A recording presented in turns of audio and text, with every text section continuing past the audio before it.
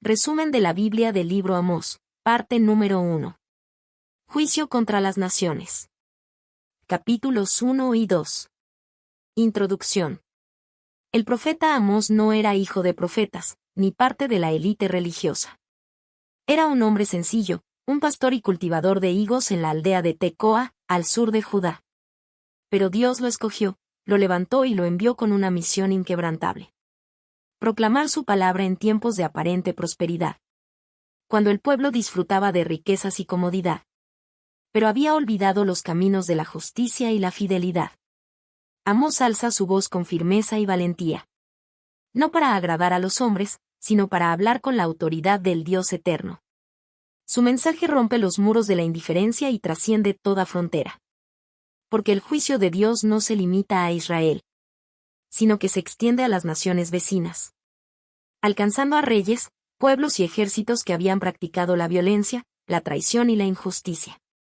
Este anuncio profético nos recuerda que el Señor gobierna sobre toda la tierra, que ningún reino es tan fuerte, ningún pueblo tan poderoso, ni ninguna nación tan orgullosa, que pueda escapar del ojo vigilante del Dios justo y santo. El mensaje de Amós resuena a lo largo de los siglos con una verdad inmutable. El Dios del pacto no tolera la injusticia. Su voz se levanta contra toda maldad, y su juicio alcanza a todos los pueblos de la tierra, para que nadie se engañe creyendo que puede vivir en impunidad. Juicio contra las naciones extranjeras.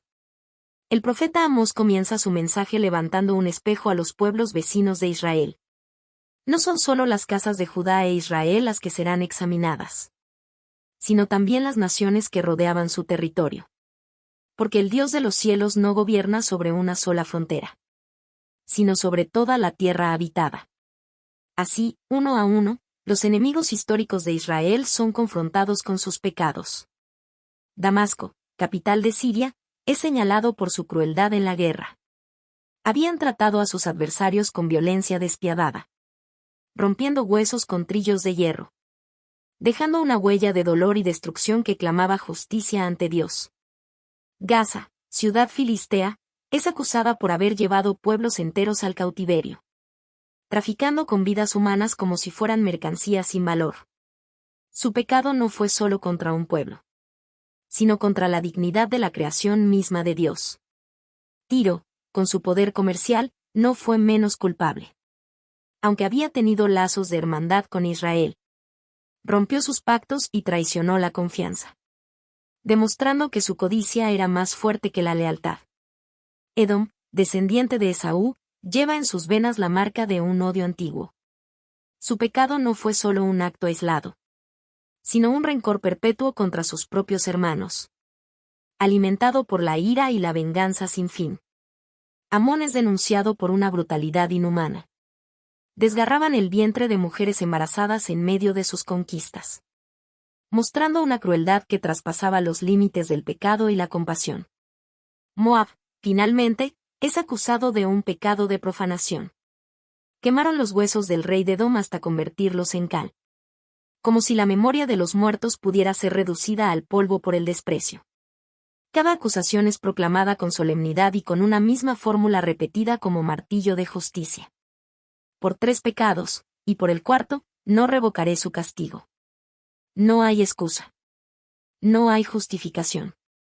El fuego de Dios consumirá sus fortalezas, porque han sembrado destrucción. Y la justicia divina no se puede comprar ni esquivar. Este juicio revela un principio eterno: que el Señor no es un Dios parcial que solo mira a Israel, sino el soberano de todas las naciones. Su justicia es perfecta, y su mirada alcanza los actos secretos y las maldades públicas de cada pueblo. Juicio contra Judá e Israel. Pero el mensaje de Amós no termina con las naciones extranjeras. Después de pronunciar oráculos contra los enemigos de Israel, el profeta vuelve su mirada hacia Judá y, finalmente, hacia el propio Israel. El auditorio, que hasta entonces quizá asentía con aprobación al escuchar la condena de sus vecinos, se enfrenta ahora con la verdad más incómoda. El juicio también comienza en la casa de Dios. Juicio contra Judá. Judá es acusado de despreciar la ley del Señor. No fue su poder militar ni su riqueza lo que los condenó, sino el rechazo deliberado a la palabra de Dios.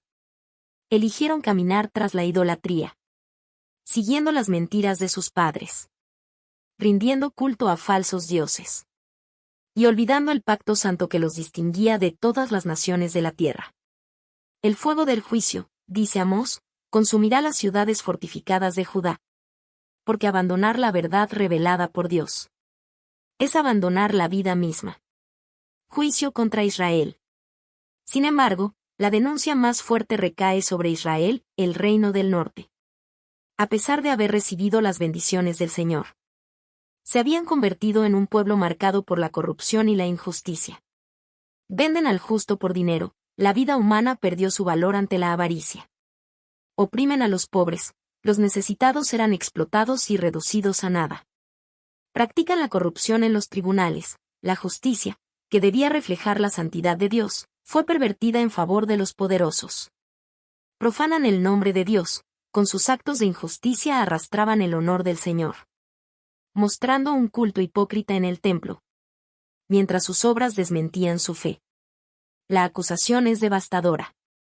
El pueblo que más los había recibido es el que más profundamente había caído en tinieblas. Un principio inmutable. El juicio de Amós deja en claro que Dios no hace distinción. Ni los extranjeros, ni siquiera el pueblo escogido, pueden escapar de la justicia divina. Si las naciones son juzgadas por su violencia y traición, Israel y Judá son aún más responsables. Porque conocieron la ley, recibieron las promesas, y aún así se apartaron del camino del Señor. La advertencia es solemne. El privilegio no exime de la responsabilidad. Al contrario, a quienes más se les ha dado, más se les demandará. En esta sección, Amós recuerda al pueblo que la elección de Dios no es una licencia para pecar, sino un llamado a vivir en fidelidad, justicia y santidad. Y así, la voz del profeta se levanta con fuerza, derribando la falsa seguridad de Judá e Israel, para que comprendan que el juicio divino es universal, y que la misericordia solo se encuentra en un corazón arrepentido que regresa al Señor. Mensaje central. El mensaje del profeta Amós resuena con la fuerza de un eco que atraviesa los siglos. Su palabra no fue un simple anuncio para una generación lejana, sino una declaración eterna de la justicia de Dios, que sigue viva y vigente en todo tiempo y en todo lugar. Amós proclama con claridad que el Señor es soberano sobre todas las naciones. No existe pueblo que quede fuera de su autoridad, ni reino tan grande que pueda ocultarse bajo su propio poder. El Dios que creó los cielos y la tierra es juez de todos. Y ningún corazón, ninguna nación, puede escapar de su mirada santa y penetrante. Los pecados de las naciones, la violencia, la opresión, la traición, la injusticia, se levantan como un clamor que llega hasta el trono celestial. Los gritos de los inocentes, la sangre de los oprimidos y el dolor de los marginados son escuchados por aquel que nunca olvida ni guarda silencio ante la maldad. El Señor responde con rectitud y verdad.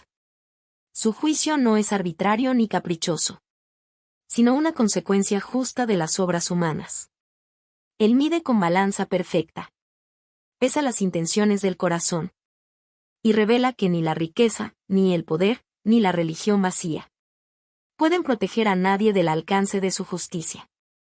Este mensaje central es también una advertencia para el pueblo de Dios. Si las naciones extranjeras son juzgadas por su maldad, cuanto más lo será el pueblo que conoce su ley, que ha recibido su palabra y su pacto. Pero en medio de la severidad, la voz de Amós nos recuerda un llamado profundo. Buscar al Señor mientras puede ser hallado. Apartarse del pecado y dejar que la justicia corra como un río, y la rectitud como un arroyo que nunca se seca. Porque el deseo de Dios no es destruir, sino restaurar. No es apagar la vida, sino traerla en abundancia. Y aunque su juicio es real e inevitable contra la injusticia, su misericordia está siempre dispuesta para aquellos que se vuelven a Él con un corazón sincero. Conclusión. El libro de Amós nos recuerda que el juicio de Dios no es parcial ni arbitrario, sino la consecuencia justa de un mundo herido por el pecado y la maldad. Dios no pasa por alto la opresión, ni guarda silencio ante la injusticia. Porque Él es un Dios santo, que ama la verdad y defiende a los débiles. Pero en medio de la severidad del mensaje, surge una invitación a la esperanza y a la reflexión. Si el Señor juzga con equidad a todas las naciones, si ninguna queda fuera de su mirada, cuanto más espera de su propio pueblo, ¿a quienes ha revelado su palabra y su voluntad? Este mensaje es una llamada urgente al arrepentimiento, a volver al camino de la rectitud, a derribar los altares de la injusticia, y dejar que la justicia corra como un río inagotable. Dios no busca simplemente condenar, sino transformar. No desea la destrucción de los pueblos, sino su restauración. Su corazón anhela que las naciones se vuelvan a Él, que los hombres y mujeres se encuentren en su presencia. La vida verdadera, la paz y la abundancia que solo Él puede dar. Así, el mensaje de Amós sigue vivo hoy, recordándonos que la fe no se demuestra con ritos vacíos, sino con actos de compasión, con manos limpias de opresión, y corazones rendidos a la voluntad del Dios eterno. El juicio anuncia el fin del pecado, pero la misericordia abre la puerta a un nuevo comienzo. Un comienzo donde la justicia de Dios ilumina la tierra, y su gracia renueva a quienes deciden volver a Él con humildad. Porque el propósito final de Dios no es destruir, sino restaurar. No es apagar la esperanza, sino encenderla. No es condenar para siempre, sino invitar a la vida abundante en su presencia.